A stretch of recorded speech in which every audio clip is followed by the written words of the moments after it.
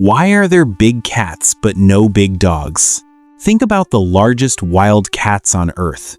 The tiger, weighing over 600 pounds, moving in absolute silence through dense forest before an explosive ambush.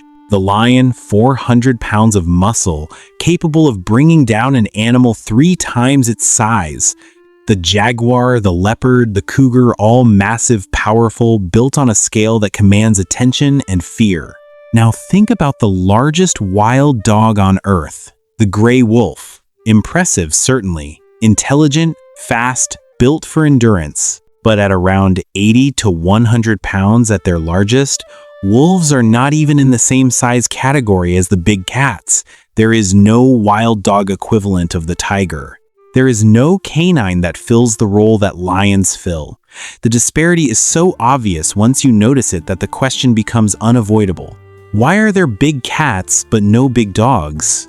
The answer is not a simple story about who evolved more or which family of animals is more successful.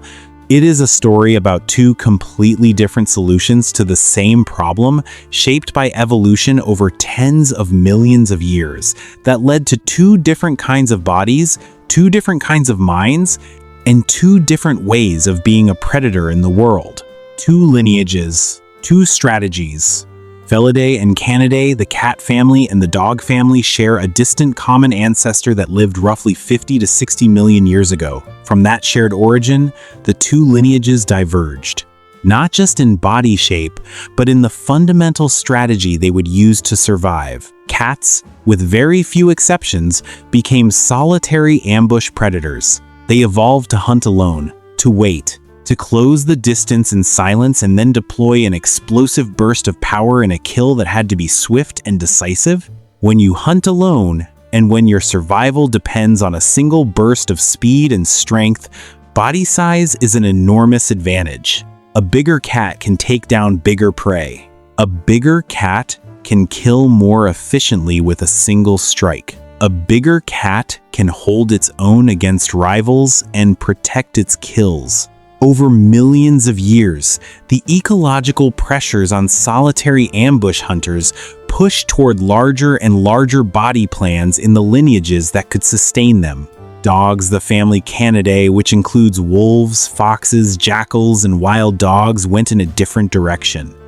They became pursuit predators, social hunters, animals who evolved not around the power of a single individual, but around the coordination of a group.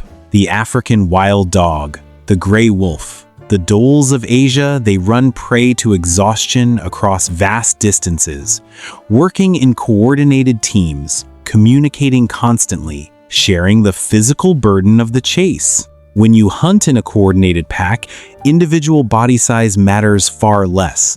A group of 80-pound wolves can take down a 1,200-pound elk, something no single wolf could accomplish regardless of its size. The intelligence required to coordinate, the social bonding required to sustain cooperation, the endurance required to outlast prey over miles of terrain. These are the traits that natural selection rewarded in the canid lineage. Not mass, not explosive power, coordination and stamina. The metabolic equation. Body size is not free. It costs energy, enormous amounts of it. A tiger needs to consume roughly 15 pounds of meat per day on average. A single large meal after a successful hunt can sustain it for days, but the hunt itself is a high-stakes event. Fail repeatedly and the tiger starves. A wolf pack distributes this burden across individuals.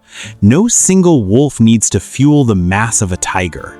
The pack's collective stamina running 20 to 40 miles in a single hunt is the investment. When they succeed, one large prey animal feeds the entire group. Evolution found that in the canid lineage, investing in social complexity rather than individual body mass produced better outcomes.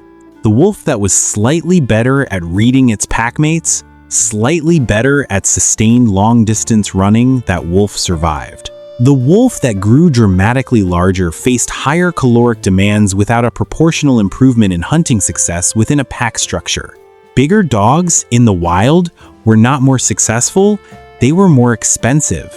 The big dogs that existed and disappeared. Large canids did exist. Evolution did produce them. They simply did not survive. Epicainhydeni lived in North America between 5 and 10 million years ago and was the largest canid ever known, roughly bear-sized, with bone-crushing jaws. It was not a pursuit predator like wolves. It was a heavy-bodied scavenger and ambush hunter, closer in role to a hyena. And it is gone, outcompeted when prey species and ecological conditions shifted. The dire wolf Enoceon dirus was real, and larger and more robust than the modern gray wolf. It roamed North and South America until approximately 9,500 years ago. When the megafauna of the Americas collapsed at the end of the last ice age, the dire wolf could not adapt to the smaller, faster prey that remained. The gray wolf, smaller and more flexible, survived. The larger, more specialized dire wolf did not. The pattern is consistent. Large canids appear when ecological conditions support them. When conditions change, they disappear. Smaller, adaptable, socially sophisticated canids persist. Size in the canid lineage was repeatedly a liability when the world shifted. Why cats kept their size? Large cats face the same extinction pressures: the saber-toothed cats, the American lion, the giant cheetah of the Pleistocene, all gone. But enough large felid lineages survived to give us the tigers, lions, jaguars, and leopards of today. The key difference is habitat. Large cats in Africa and Asia were tied to ecosystems where large prey persisted, where the megafauna collapses of the Pleistocene were less catastrophic than in the Americas. The ecological niche for a solitary large ambush predator remained available, and the body plan that worked millions of years ago still works today because the conditions it evolved for haven't entirely disappeared. The domestic paradox. There is an important footnote to this story. Look at a Great Dane, an Irish wolfhound, or a Saint Bernard. These animals are enormous. Some exceed 200 pounds. Big dogs clearly exist, but they exist because humans made them. Through thousands of years of selective breeding, humans produced dog body plans that would never have emerged through natural selection. These large breeds carry significant health costs: shortened lifespans, joint problems, cardiovascular strain that in a natural environment would remove those traits from the gene pool rapidly. They are possible only because humans replaced the survival filter with aesthetic preference. Nature, running its own filter over millions of years, consistently concluded that large individual size in the canid lineage was not worth the cost. Both conclusions are real. They simply come from different questions. The real measure of success. Asking why there are no big wild dogs assumes that big is the measure of success. But consider the actual distribution of canids across the earth.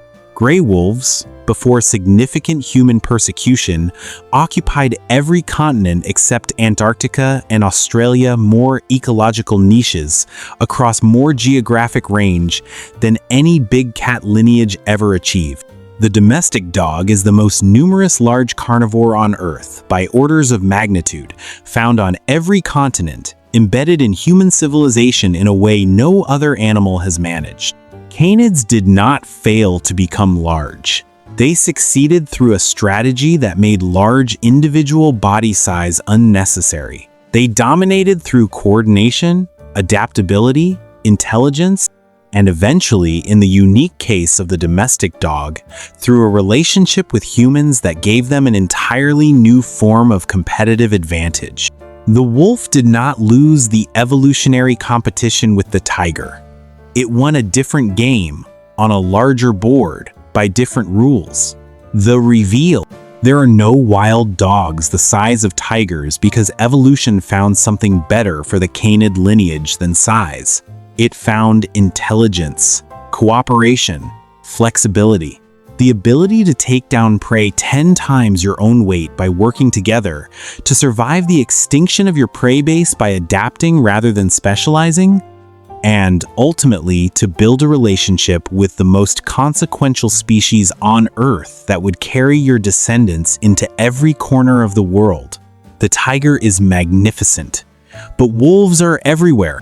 Size is not the only way to be formidable. It may not even be the best way. The next time you see your dog, whatever size they are, consider what they represent. The endpoint of a lineage that chose, at every branching point in its evolutionary history, cooperation over power, adaptability over specialization, relationship over isolation, a lineage that found a completely different way through the same world the big cats were navigating. They didn't need to be bigger. They were already becoming something else entirely. Did this change how you think about dogs and evolution? Tell us in the comments what surprised you most. And if you want to keep going deeper into the science of the animals we share our world with, subscribe. Every week, we ask the questions most people never think to ask.